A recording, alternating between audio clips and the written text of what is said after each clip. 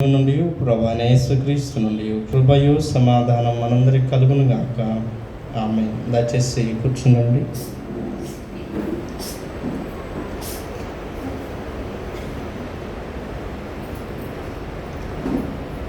ముప్పై 32వ సంకీర్తన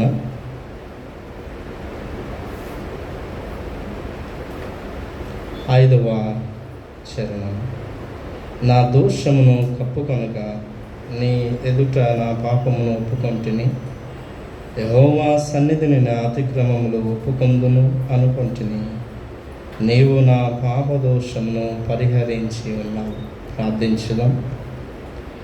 దయగలిగిన మా తండ్రి, కనికరం కలిగిన దేవ, నీ గొప్ప ప్రేమ వాత్సల్యమును మేము అనుభవించుచు నీ సన్నిధానం నిన్ను ఆరాధించగలిగి ఉన్నాము. నీ పరిశుద్ధమైన, సజీవమైన, బలమైన, మా జీవకు మధురమైన వాక్యాన్ని ధ్యానిస్తుండగా ఈ మధురమైన వాక్యము సరిగా రుచించి ప్రభు అనుసరించి తగిన ఫలములు ఫలించి కృప దయచేయండి. మమ్ములను బట్టి నీవు మహిమ, ఘనత, ప్రభావం పొందండి. నా నోట నీ మాటలుంచి నీ ప్రిబిడలు వినుటకును గ్రహించుటకును సహాయం చేయమని యేసుక్రీస్తు నామములో వేడుకొని ప్రార్థిస్తున్నాము తండ్రి. ఆమేన్. క్రీస్తు యేసునందు ప్రేమైన వాళ్ళరా, మన ప్రభువును రక్షకుడైన యేసుక్రీస్తు నామములో మీ అందరికీ శుభములు తెలియజేస్తూ ప్రేమతో వాక్య ధ్యానంలోకి మిమ్మల్ని ఆహ్వానిస్తున్నాను. గత వారము యూత్ సండేగా, యువజనుల ఆదివారంగా మనం చక్కగా జరిగించుకున్నాం. యవనస్తులు ప్రభుని ఆరాధించి ప్రభుని మహిమపరిచి చక్కగా వాక్యములు మరి ధ్యానంలో నడిపించారు. యవనస్తులను బట్టి ప్రభువుకే మహిమను చెల్లిస్తున్నాం. ఈ దినం చదవబడిన 3 లేఖనాలు మీరు విన్నారు. 32వ సంకీర్తన, అలాగే యాకోబు పత్రిక 5వ అధ్యాయము 13 నుంచి 20 వచనాలు, యోహాను సువార్త 9వ అధ్యాయము 24 నుంచి 41 వచనాలు మనము చదువుగా విన్నాం.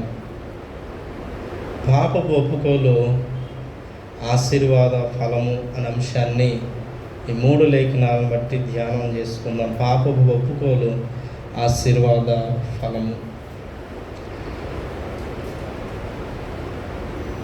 బ్లేజ్ పాస్కెల్ అనేటువంటి స్కాలర్ చాలా చక్కటి 2 విషయాలు ఆయన వ్యక్తం చేశాడు. ప్రపంచంలో 2 రకాల మనుషులు ఉన్నారని ఆయన తెలియజేశాడు. ఏంటి 2 రకాల మనుషులు అంటే, ఒకటి తాము నీతిమంతులము అని భావించే పాపులు, తాము పాపులము అని భావించే నీతిమంతులు. ప్రపంచంలో 2 రకాల మనుషులు. నీతిమంతులని భావించే పాపులు, పాపులమని భావించే నీతిమంతులు ఉన్నారని బ్లేజ్ పాస్కెల్ అనేటువంటి ఆయన చాలా చక్కగా తెలియజేస్తారు. నిజమే, పాపము కొంతమంది నీతిమంతులుగా ఉండినప్పటికీ తాము పాపులమని చెప్పుకున్నారు. అబ్రహాము సైతం తాను పాపినని చెప్పుకున్నాడు. పౌలు భక్తుడు సైతం ప్రధాన పాపినని చెప్పుకున్నాడు నీతిమంతుడిగా మార్చబడినప్పటికీ. దావీదు నీతిమంతుడిగా మార్చబడిన తర్వాత కూడా దావీదు దుమ్ముతో ధూళితో చాలా పాపంగా తన జీవితాన్ని పోల్చుకున్నాడు. కానీ చాలామంది పాపులై ఉండి నీతిమంతులుగా భావించుచున్నటువంటి వారు ఉన్నారు. అది యేసుక్రీస్తు కాలం నాటి పరిసయ్యులు, సద్దుకాయలు, శాస్త్రం.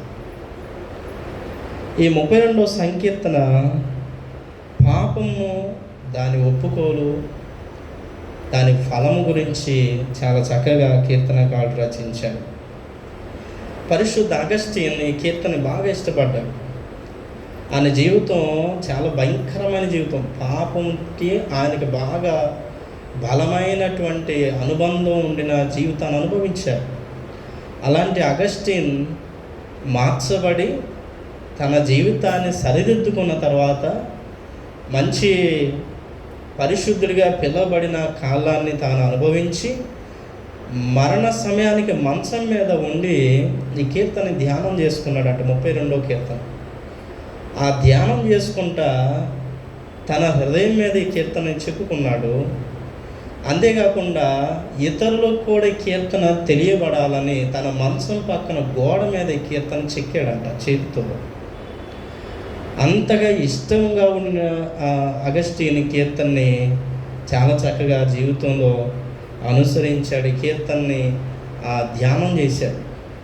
ఆ తర్వాత 1100 సంవత్సరాల తర్వాత అగస్టిన్ తర్వాత రెవరెండ్ డాక్టర్ మార్టిన్ లూథర్ గారు 15వ శతాబ్దంలో ఆయన కొన్ని రిఫర్మేషన్కి సంబంధించి మత సంస్కరణకు సంబంధించి కొన్ని అంశాలు ప్రతిపాదిస్తూ సోలా స్క్రిప్చర్, సోలా గ్రేషియా, సోలా క్రిస్టస్, సోలా ఫిడే అనేటువంటి పదాలు ఆయన ప్రతిపాదిస్తూ 32వ కీర్తన నుంచి తీసుకొని 32వ కీర్తనలోని మాటలన్నీ తీసుకొని సోలా ఫిడే అనేటువంటి మాట బై ఫెయిత్, దేవుని వాక్యం మాత్రమే, విశ్వాసం మాత్రం, దేవుని యందు విశ్వాసం మాత్రమే ఒక మనిషి తన పాపం నుంచి విడిపించబడతాడు. ఒక కరపత్రం ద్వారానో, ఒక మనిషి ద్వారానో, ఒక పోపు ద్వారానో కాదు, దేవుని యందు విశ్వాసం ద్వారా ఒక పాపి రక్షించబడతాడు అని జ్ఞాపకం చేస్తాడు. ఒకప్పుడు అగస్టిన్ భక్తుడు ఎలాగైతే కీర్తన ఇష్టపడ్డాడో, మార్టిన్ లూథర్ గారికి కూడా ఈ కీర్తన బాగా ఇష్టంగా భావించాడు. దానిలో నుంచి సోలా ఫిడే బై ఫెయిత్ ఎలోన్ అనేటువంటి మాటను తీసుకొచ్చారు. ఆ తర్వాత కాలంలో జాన్ క్యాల్విన్ ఆయన కూడా 32వ కీర్తనని బాగా ఇష్టపడ్డాడు. చూడండి, చాలామంది భక్తులు ప్రపంచంలో పేరుగాంచినటువంటి వారు పరిశుద్ధ అగస్టిన్ కానీ, మత సంస్కార వేత్తలు క్యాల్విన్ కానీ, మార్టిన్ లూథర్ గారు కానీ ఈ కీర్తనని బాగా ఇష్టపడ్డారు. వారు నీతిమంతులై ఈ కీర్తన ఇష్టపడ్డారు. ఎందుకంటే తమ పాపాన్ని గురించి ఆలోచిస్తూ దాని గురించి ధ్యానం చేస్తూ తమ జీవితాలను సరిదిద్దుకున్నారు. ఈ కీర్తనని ఆధారం చేసుకునే పౌలు భక్తుడు కూడా రోమా పత్రిక, హెబ్రీ పత్రికను రచించాడని మనం జ్ఞాపకం చేసుకోవాలి.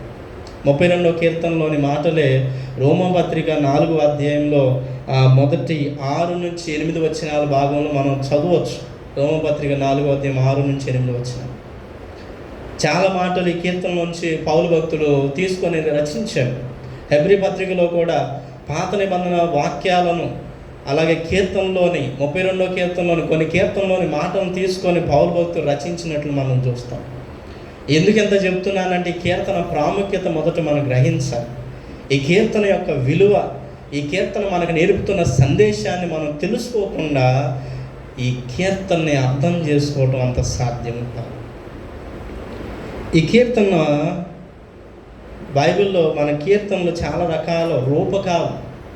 కొన్ని కీర్తనలు రాజరికపు కీర్తనలని, కొన్ని కీర్తనలు పశ్చాత్తాప కీర్తనలని, కొన్ని కీర్తనలు ప్రైజింగ్ అండ్ వర్షిప్ కీర్తనలని, కొన్ని కీర్తనలు విలాప కీర్తనలని, అట్లా కీర్తనని విభజించడం మనం మరి హెర్మన్ గుంకుల్ యొక్క ప్రాతిపదికను గమనిస్తాం.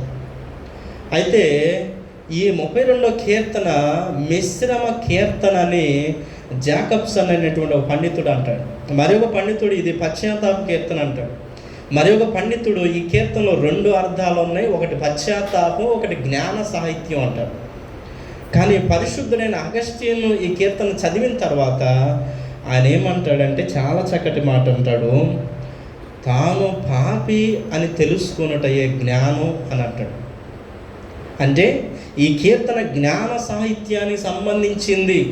ఎందుకంటే దావీదు తాను పాపి అని తెలుసుకున్నాడు, తాను పాపం చేశాడని అర్థం చేసుకున్నాడు, తాను పాపాన్ని చేశానని స్పష్టంగా దేవుని ఎదుట బహిరంగంగా ఒప్పుకుంటున్నాడు. కాబట్టి తనను తాను తెలుసుకున్నవాడు జ్ఞానవంతుడు. కాబట్టి ఇది జ్ఞాన సాహిత్యం.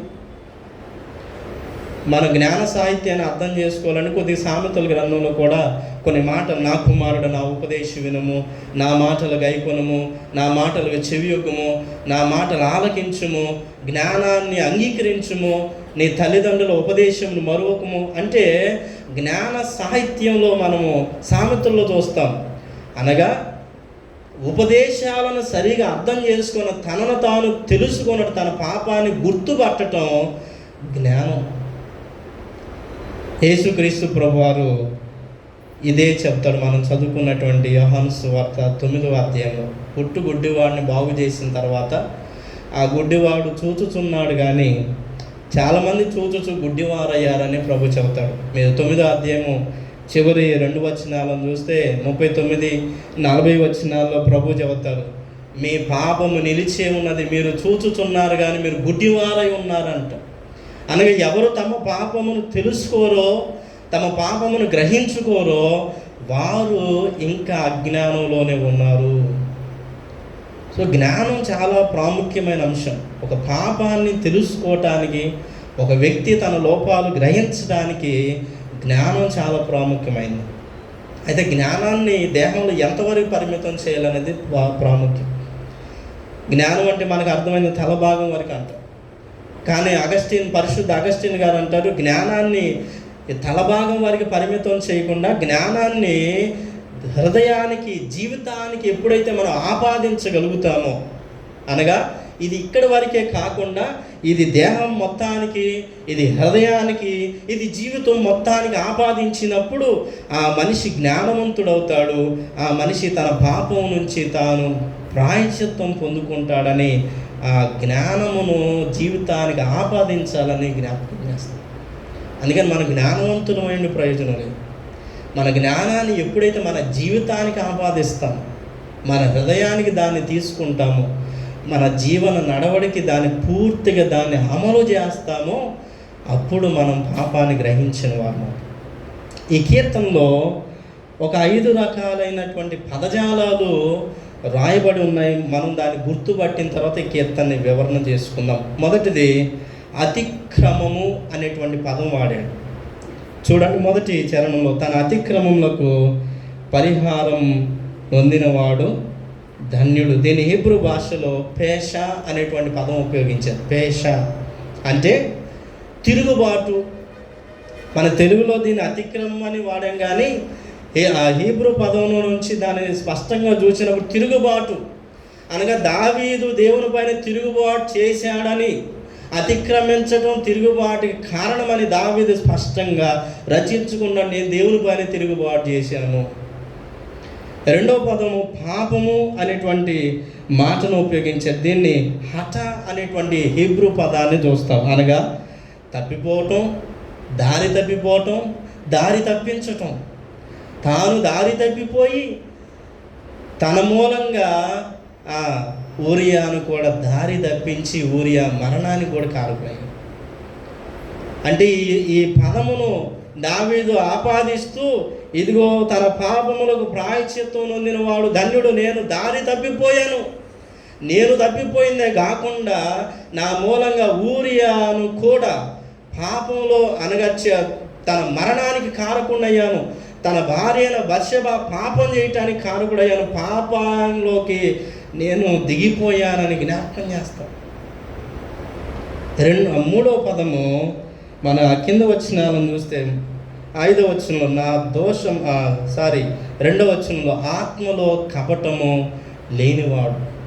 దీనిని హీబ్రూ భాషలో అవాన్ అనేటువంటి పదం ఉపయోగించారు. అనగా వక్రత, మోసం. దావీదు ఏం చేశాడు మనకు తెలుసు. బత్షెబాతో పాపం చేసిన తర్వాత దావీదు తన పాపాన్ని కప్పుకోవటం కోసం మోసాన్ని తలపెట్టాడు, కపటాన్ని తలపెట్టాడు. ఊరియాను యుద్ధానికి పోవద్దన్నాడు. అతడు నేను యుద్ధానికి పోతానన్నాడు. ఆ యుద్ధంలో అతడు ముందున్నట్లుగా చేసి అతడు హత్య చేయబడినట్లుగాని యుద్ధంలో తన కపటాన్ని దావీదు ప్రదర్శించినట్లు జ్ఞాపకం చేశాడు. అందుకే దావీదు నేను కపటంగా ప్రవర్తించాను, స్పష్టంగా చెబుతున్నా, నేను దేవుని మీద తిరుగుబాటు చేశాను, నేను దారి తప్పిపోయాను, నేను కపటంగా, వంచనగా, వక్రంగా ప్రవర్తించానని దావీదు కీర్తనలు రాసుకున్నాడు. 4వది వచ్చేలకి 5వ వచనంలో ఎడా అనేటువంటి ఒక మాటను ఉపయోగించాడు. అనగా తను తాను తెలుసుకుంటున్నాడు. నా దోషమును కప్పుకొనక నీ ఎదుట నా పాపమును ఒప్పుకొంటిని, యెహోవా సన్నిధిని ఆ అతిక్రమములు ఒప్పుకొందును అనుకుంటుని నీవు నా పాప దోషమును పరిహరించి ఉన్నావు. ఇదిగో నేను తెలుసుకుంటున్నాను, అంగీకరిస్తున్నాను, నేను తప్పు చేశాను, నా జీవితాన్ని నేను అంగీకరిస్తున్నాను అని తప్పకుండా జ్ఞానంలోకి దావీదు ప్రవేశిస్తున్నట్లు మనం జ్ఞాపకం చేసుకుంటాం. అదే వచనంలో ఇంకొక మాటను ఉపయోగించాడు, నాసా, దేవుడు నా పాపములు పరిహరించాడు. ఆయన పరిహరించాడు, క్షమించాడు. యేసు ప్రభువారు సిలువలో మన పాపములను మోసుకొని పోయి, అనగా ఎత్తటం, నాసా అనగా ఎత్తటం, మోసుకొని పోవటం. దేవుడు మన పాపములను మోసుకొని పోయాడు. ఆయన మన పాపములను పరిహరించాడు, మన పాపములను ఆయన కొట్టివేశాడు, మనల్ని నీతిమంతులుగా మార్చాడు. రోమపత్రిక మనం చదివినప్పుడు అక్కడ రాయబడిన మాటలు మనకు తెలుసు. ఆయన మన అపరాధము నుంచి మనల్ని విడిపించు, మనల్ని నీతిమంతులుగా మార్చెను అని రోమపత్రికలో పౌలు భక్తుడి మాటలు జ్ఞాపకం చేసుకున్నాడు. ఈ 5 మాటల మీద కీర్తన ఆధారపడి ఉంది. 1 తిరుగుబాటు, 2 తాను దారి తప్పిపోయాడని, 3 తాను ఎంతో వంచనగా ప్రవర్తించాడని, 4 తాను జ్ఞానంలోకి వచ్చాడని, 5 దేవుడు తన పాపములను పరిహరించి తన జీవితాన్ని క్షమించాడని దావీదు జ్ఞాపకం చేస్తూ కీర్తనని రచించాడు. ప్రియులారా, దీన్ని మనము జ్ఞాపకం చేసుకోవాలి. ఎప్పుడైనా మనం కీర్తన చదువుతున్నప్పుడు దాని పదజాలాలు చాలా ప్రాముఖ్యమైనవి. పదజాలాల్ని స్కిప్ చేస్తుంటాం, అతిక్రమములు వచ్చి సింపుల్గా అనేస్తుంటాం. ఇక్కడ అతిక్రమం అంటే తిరుగుబాటు. దావీదు దేవుడి పైన ఎంత తిరుగుబాటు చేశాడో, తోటి మనిషి పైన ఎంత కపటంగా ప్రవర్తించాడో దావీదు స్పష్టంగా ఒప్పుకుంటూ తనను తాను సరిదిద్దుకుంటున్నటువంటి కీర్తన. దీనిని బట్టి చాలా క్లుప్తంగా ఒక 4 విషయాలు నేను మీ ముందు ఉంచాలని ఆశపడుతాను. మొదటిది, ప్రక్షాళన చేసుకుంటాను. ప్రక్షాళన. ఈ కీర్తన దావీదు రాస్తున్నప్పుడు మనిషి ఎలాగో ఆశీర్వదించబడతాడు అనేటువంటి దాన్ని దావీదు చూస్తున్నాడు. ఒక మనిషి ఆశీర్వదించబడాలంటే ఏం కారణం? చాలామందిని గమనించాడని దావీదు, చాలామంది జీవితాలు అబ్జర్వ్ చేశాడంట. ఎందుకని చాలామంది ఆశీర్వదించబడ్డారు, ఎందుకు వారు ఆశీర్వాదంలో నిలకడగా ఉండాలని దావీదు అర్థం చేసుకొని ఈ కీర్తనలో పలుమారులు ధన్యుడు ధన్యుడు ధన్యుడు అనే పదాలు ఉపయోగించాడు. మీరు మొదటి వచనంలో చూడవచ్చు, అతిక్రమంలో పాపములకు ప్రాయశ్చిత్తం నొందిన వాడు ధన్యుడు అంటాడు, ఆత్మలో కపటం లేని వాడు ధన్యుడు అంటాడు. ధన్యుడు అనే పదం వాడతాడు. అనగా ఆశీర్వాదానికి పాత్రలు అవ్వాలంటే తప్పకుండా పాపాన్ని విడిచిపెట్టాల్సిన అవసరం ఉంది. పాపమును నిలుపుకొని ఆశీర్వదించబడటం సాధ్యంగా, పాపమును అలాగే ఉండనిచ్చి మనం ఆశీర్వదించబడటం సాధ్యంగా. దేవుని వాక్యం స్పష్టంగా జ్ఞాపకం, ధర్మశాస్త్రాన్ని చెవిని వినబడకుండా తన చెవిని తొలగించుకొని వాని ప్రార్థన ఆలకించడానికి. నువ్వు ఎన్ని ప్రార్థనలు చేస్తే ఏంటి? నువ్వు ఎన్నిటి ఆశీర్వాదాలు అడిగితే ఏంటి? మనం ఎన్నిటిని కోరుకుంటే ఏంటి? ప్రయోజనం ఉండదు. ఎందుకంటే ఆశీర్వదించబడటానికి కారణం ఎప్పుడైతే మన పాపాన్ని మనం గుర్తుపడతామో, దాన్ని విడిచిపెడతామో. ఇర్మియా గ్రంథంలో దేవుడు జ్ఞాపకం చేస్తాడు, నరులను తనకు ఆశ్రయంగా మార్చుకొని నరులు క్రియలను చేయుచున్నటువంటి వాని జీవితం ఎడారిలోని అరుహా వృక్షం వలె ఉంటుంది. అదే దేవుణ్ణి ఆశ్రయంగా మార్చుకున్న వాని జీవితము చాలా చక్కగా ఫలించి అభివృద్ధి చెందిద్దని ఇర్మియా 17వ అధ్యాయంలో జ్ఞాపకం చేస్తాడు. కనుక ఎవరు ఆశీర్వదించబడతారు అంటే మనకి మొదటి సంకీర్తనలో కూడా చూస్తాం, ఎవరు ఆశీర్వదించబడరు అని. సో ఆశీర్వదించబడటానికి కారణాన్ని దావీదు వెతుక్కున్నాడు. ఆ కారణాన్ని దావీదు వెతుక్కొని దావీదు దేవుని ఆశీర్వాదంకై అర్థిస్తున్నాడు. ధన్యుడవుతాను, ధన్యుని చేయమని వేడుకుని. ఎందుకంటే దావీదు తన పాపం మూలంగా కన్న బిడ్డను కోల్పోయాడు, ఎంతో నష్టపోయాడు, మానసికంగా దావీదు కృంగిపోయాడు. అందుకే తిరిగి దేవుని ఆశీర్వాదాన్ని దావీదు ఆస్వాదిస్తూ దావీదు వేడుకుంటాడు. మనం జ్ఞాపకం చేసుకోవాలి, ఆశీర్వదించబడటానికి కారణం మనం ఎప్పుడైతే పాపమును ఒప్పుకుంటామో, గ్రహిస్తామో, విడిచిపెడతామో. పాపం మన యందు నిలబడి ఉంటే ఆశీర్వదించబడటం సాధ్యం కాదు. నేను సేవకున్నై ఉండి మీ మీదకి ఆశీర్వాదాలు వచ్చునుగా, కానీ ప్రకటించినంత ఈజీ కాదు ఇది. ఎందుకంటే వ్యక్తిగత జీవితము సరిగా లేనప్పుడు దేవుని ఆశీర్వాదం ప్రకటించినప్పుడు అది మన యందు ఫలింపలేదు. ధర్మశాస్త్రంలో అహరోను ఆశీర్వాదం మనకు తెలుసు. ప్రభువు నిన్ను ఆశీర్వదించి నిన్ను కాపాడునుగా, కానీ అహరోను ఇశ్రాయేలుని ఎంతో చక్కగా దీవిస్తాడు. దీవించినప్పటికీ ఇశ్రాయేలులు ఎంతోమంది హతులైరి, ఎంతోమంది జీవితాలు అరణ్యంలో ముగిసిపోయాయి.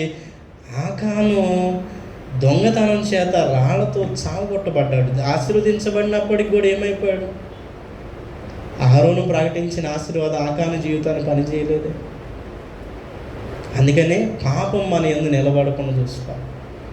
రెండవది, పాపాన్ని దాచిపెట్టకుండా ఒప్పుకుంటున్నాడు. ఒకటి, పాపాన్ని ప్రక్షాళన గావిస్తున్నాడు, చేసుకుంటున్నాడు. రెండవది, దాన్ని దాచిపెట్టట్లేదు, హైడ్ చేయట్లేదు. చాలామంది దాచిపెట్టేస్తారు. దరిదాపుగా దావీదు సంవత్సరం పాటు దాన్ని దాచిపెట్టాడని చరిత్రకారులు రాశారు. నాతాను ప్రవక్త దావీదు వద్దకు వచ్చి దావీదుతో మాట్లాడేంత వరకు కూడా దావీదు దాన్ని దాచిపెట్టాడు. ఊరియా ఎలా చనిపోయాడో దావీదుకి తప్ప ఇంకెవరికి తెలియదు. ఊరియా ఎలా హతుడయ్యాడో యుద్ధ భూమిలో భయంకరంగా మరి చంపబడ్డాడో దావీదుకి తప్ప ఇంకెవరికి తెలియదు. దావీదు తన పాపాన్ని అంతగానో కప్పిపెట్టేశాడు, దాచిపెట్టేశాడు. ఊరియా ఎందుకు చచ్చిపోయాడు? యుద్ధంలో సైనికుడై పోరాడి ఈ సమాజం కొరకు, ఇశ్రాయేలు సమాజం కొరకు పోరాడి చచ్చిపోయాడు. అంతేగాని దావీదు యుద్ధ భూమిలో ఊరియాను ముందు ఉంచి అతడు హతుడవటానికి కారకుడు అన్న సంగతిని దాచి ఎవరికి తెలియకుండా చేశాడు. నాతాను ప్రవక్త వచ్చి దాన్ని బయలుపరిచాడు. గొర్రె సంగతి చెప్పి దాన్ని బయలుపరిచాడు. మనకు తెలుసు, ఒకరికి చాలా గొర్రెలు ఉన్నాయి, వాడు ఆ గొర్రెలను కాకుండా ఒక భేదవానికి ఉన్న గొర్రెను ఆశించి ఆ గొర్రెను తనకి సొంతమగినట్లుగా చేసుకున్నాడు అని నాతాను ప్రవక్త చెప్పిన ఉపమానాన్ని బట్టి దావీదు అంటాడు, ఆ మనుష్యుడు నిశ్చయముగా మరణపాత్రుడు.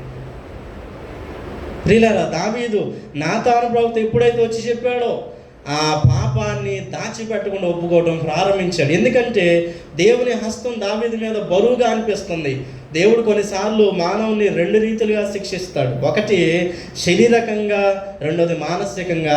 దావీదు రెండిటిని అనుభవించాడు. ఆ రెండిటిని కీర్తనలో నమోదు చేసుకున్నాడు. మీరు 3వ వచనం చూడవచ్చు, నా ఎముకలు క్షీణించుచున్నవి. 6వ కీర్తనలో కూడా దావీదు మాటలో, నా ఎముకలు అదురుచున్నవి, నా కన్నులు గుంటలు పడుచున్నవి, నా కన్నీడు నాకు అన్నపానాదులైపోయినవి, నేను ఆహారం తినటమే మర్చిపోయాను, నా శరీరంలో శక్తి ఏమాత్రం లేదు. దేవుని హస్తము దావీదు మీద బరువుగా అయిపోయింది. దావీదు మోయలేని స్థితికి అయిపోయింది.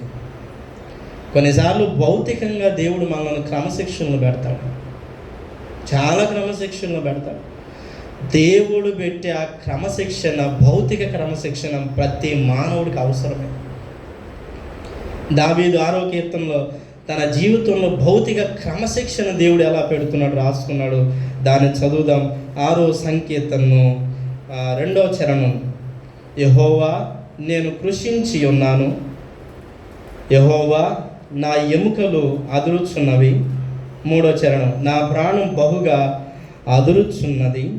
ఆ తర్వాత 6వ వచనం, నేను మూలుగుచు అలసి ఉన్నాను, ప్రతి రాత్రి కన్నీరు విడుచున్న పరుగు తేల చేయుచున్నాను, కన్నీళ్ల చేత నా పడక కొట్టుకొని పోచున్నది, విచారము చేత నా కన్నులు గుంటలు పడుచున్నవి, నా బాధ కలిగించు వారి చేత అవి చివికి ఉన్నవి.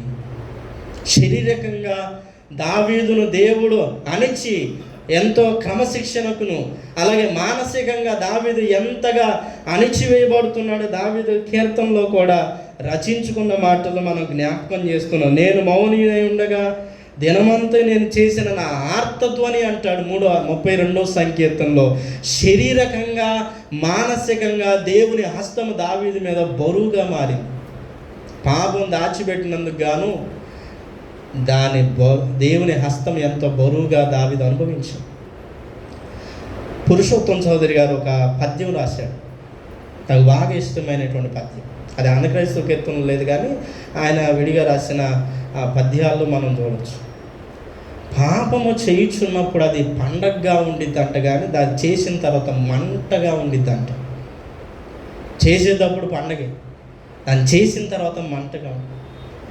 అందుకని దాని భారాన్ని దావీదు అనుభవించు, ఇదిగో దేవుని హస్తం నా మీద ఎంతో భారంగా ఉంది, నేను మోయలేకపోతున్నాను. దేవుని దక్షిణ హస్తము, దీన హస్తం మన మీద, ఆయన రెక్కలు మన మీద కప్పటానికి, దాచటానికి, మనలను భద్రపరచడానికే కానీ ఆయన హస్తం మనకి ఎప్పుడు భారంగా మార్చుకునే జీవితం మనం తెచ్చుకోవాలి. 91వ కీర్తన మనకు తెలుసు. ఆయన రెక్కల చాటు నేను నాకు. ఆయన రెక్కలు మనకి ఎలా ఉండాలి, ఆయన దక్షిణ హస్తం మనకి ఎలా ఉండాలి, ఆయన బాహుబలం మనకి ఎలా ఉండాలి. కానీ అదే హస్తం మనకి బరువుగా మారుతుంది. అదే హస్తం మనను అణచడం ప్రారంభిస్తే, అదే హస్తం మన శరీరంలో శక్తి అంతటిని, మన మాంసం అంతటిని కరుగునట్లుగా చేస్తే, అదే హస్తం మన కన్నులు గుంటలు పడినట్లుగా చేస్తే, అదే హస్తం దినదినం మనకు దిగులు కలుగు చేస్తే. అందుకని ఎప్పుడు కూడా మన పాపాన్ని మనం దాచకుండా, సంవత్సరం పాటు దావీదు దాని బాధను అనుభవించాడు, ఆ భారాన్ని, బరువును అనుభవించాడు. దాన్ని బయట ఒప్పుకుంటున్నాడు. ఎంత ఒప్పుకుంటున్నాడంటే బహిర్గతంగా పెద్దగా అరిచి చెబుతున్నాడంట, నేను పాపం చేశాను. గలతీ పత్రిక మనం తెలుసు, చాలా చక్కటి మాట. ఏ విత్తనం విత్తుతామో ఆ పంటను కోయవలసింది. మోసం చేయవాడ, మోసపోకుడి దేవుడు వెక్కిరించబడు. దావీదు ఎంతకాలం మోసం చేశాడో ఆ పంటను కోసి దాని ఫలాన్ని అనుభవించి దావీదు బహిర్గతంగా తన పాపాన్ని ఒప్పుకున్న, ఇదిగో నేను ఎంత నష్టపోయాను ఇదిగో అని చెప్తున్నాను. కనుక పాపభారము ఎంత భయంకరమైందో, దేవుని హస్తం మన మీద బరువుగా మారకుండా దేవుని హస్తం మన మీద ఆశీర్వాదకరంగా ఉన్నట్లుగా మనం మన జీవన ప్రవర్తనను మార్చుకోవాలి. మూడవదిగా పాపాన్ని ఒప్పుకుంటున్నాడు. ఒకటి, ప్రక్షాళన చేసుకోవటానికైనా దారిని వెతుక్కున్నాడు. రెండోది, దాచడం లేదు. మూడోది, స్పష్టంగా ఒప్పుకుంటున్నాడు.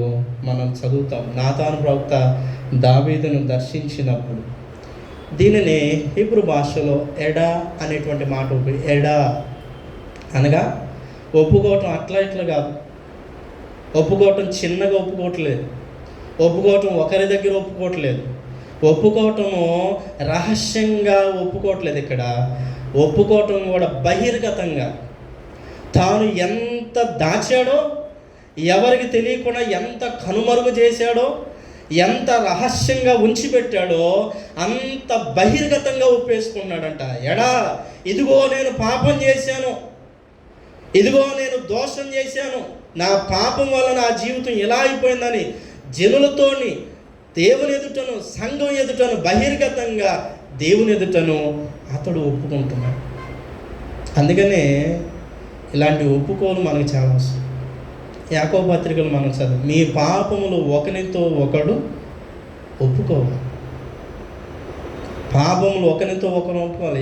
ఎదుటివారి పట్ల మనం చేసినవి బహిర్గతం చేయాలి, ఒప్పుకోవాలి. బహుశా రహస్యంగా నువ్వు చేసిన దాన్ని దేవుని ఎదుట ఒప్పుకో, రహస్యంగా ప్రార్థించు. కానీ నీ తోటి వాని ఎడల చేసిన దాన్ని బహిర్గతంగానే ఒప్పుకో. ఎదుటివారికి చేసిన అన్యాయం, ఎదుటివారికి చేసిన నష్టము, ఎదుటివాని ఎడల చెప్పిన కపటం, ఎదుటివానికి చేసినటువంటి ఏదో ఒక అన్యాయాన్ని తప్పకుండా బహిర్గతంగానే ఒప్పుకోవాలి. దావీదు బత్షెబా పట్ల, ఊరియా పట్ల చేసిన కపటమైనటువంటి చర్యను బహిర్గతంగానే ఒప్పుకున్నాం. కానీ మనం కూడా బహుశా ఇలాగ ఒప్పుకోలేక దాచిపెట్టుకున్న వారమై ఉన్నాం. యేసుక్రీస్తు కాలంలో పరిసయ్యులు, యేసుప్రభు చెబుతూనే ఉన్నాడు, పక్క చెబుతూనే ఉన్నాడు, కానీ యేసుప్రభు వారి మాటను దూరనివ్వకుండా వారు గుడ్డివారుగా, మేము నీతిమంతులం, మేము ధర్మశాస్త్రాన్ని అనుసరిస్తున్నాం, మాకు ఏమి కొదువు లేదు, మాకు ఏమీ పర్వాలేదు అనుకుంటుంటే యేసుప్రభు వారు వారితో స్పష్టంగా, మీరు గుడ్డివారు, ఇప్పుడు మీరు చూచుచున్నారని చెప్పుకున్నారు కానీ గుడ్డివారు. ఇప్పుడైతే వీడు గుడ్డివాడై ఉండి చూచుచున్నాడు, దేవుడు వాని కన్నులు తెరిచాను. అందుకని మనం నేటి క్రైస్తవ జీవితంలో మనం ఏం చేయలేదని చెప్పుకుంటూ ఎదుటివారి వల్ల ఏమీ తప్పేం చేయలేదు, తప్పు మాట్లాడలేదు, మనం ఎదుటివారిని దూషించలా, ద్వేషించలా, చిన్నచూపు చూడలేదని మనం అనుకుంటూ ఉంటే ప్రియులారా, అది మన యందు నిలిచిద్ది. ప్రభు హస్తం మన మీద బరువెక్కింది. దీనిని మనం జ్ఞాపకం చేస్తాం. 4వదిగా ఈ కీర్తనలో దావీదు ఆలోచన చేస్తున్నాడు. మీరు 7వ నుంచి 6వ వచనం నుంచి 11వ వచనం వరకు గల భాగంలో 7వ వచనం, నా దాగు చోటు నీవే, శ్రమలో నుండి నీవు నన్ను రక్షించెదవు, విమోచన గానములతో నీవు నన్ను ఆవరించెదవు, నీకు ఉపదేశం చేసేదను, నీవు నడవలసిన మార్గం నీకు బోధించెదను అని దేవుని ఆలోచనను అర్థం చేసుకోవటానికి, దేవుని బోధన అర్థం చేసుకోవటానికి ప్రారంభించాడు. దేవుని ఆలోచనలోకి, దేవుని బోధలోకి దావీదు తన జీవితాన్ని మార్చుకొని ఇతరులకు కూడా ఆలోచన చెప్పడం ప్రారంభించాడు. అందుకని దావీదు ఎక్కువ నా కుమారుడా, నా కుమారుడా, దావీదు మాటలు ఇవి గమనిస్తాం. దావీదు అంటే తన కుమారుని పిలుచుకొని, సొలొమోను దగ్గర పిలుచుకొని, ఆ వృద్ధాప్య మరణకాలమందు నా కుమారుడా, నా ఉపదేశం వినుము, నేను చెప్పిన ఆలోచన, దైవిక ఆలోచన అర్థం చేసుకొని మరి సొలొమోనుతోటి స్పష్టంగా చెప్పాడు. ఎందుకు చెప్పాడంటే దేవుడు తనకు బోధించిన ఆలోచన, తనకు బోధించిన జ్ఞాన మార్గాన్ని దావీదు దాచుకోదలుచుకోలేదు. అందుకని దావీదు బహిర్గతంగా ఆ ఆలోచన జ్ఞానాన్ని ఇతరులకు కూడా పంచుతున్నాడు. మనం ఈ కీర్తన యాకోబు పత్రికలో చదివాం. 5వ అధ్యాయం 19-20 వచనాలు చదువుతాం. మీరు ఇతరులను కూడా సత్యంలోకి నడపండి, ఎవరైనా మీకు తెలిసిన వారు పాపంలో ఉంటే వారిని పాపం నుంచి విడిపించి వారి ఆత్మను రక్షించడానికి ప్రయత్నించని యాకోబు పత్రికలు జ్ఞాపకం చేస్తాం. అందుకని దావీదు తాను పాపం చేశాడని ఎంత ఒప్పుకుంటే ఆలోచనలోకి, జ్ఞానంలోకి వచ్చాడో అదే ఆలోచన జ్ఞానంలోకి ఇతరులను కూడా రమ్మని దావీదు కీర్తనలో జ్ఞాపకం చేస్తాడు.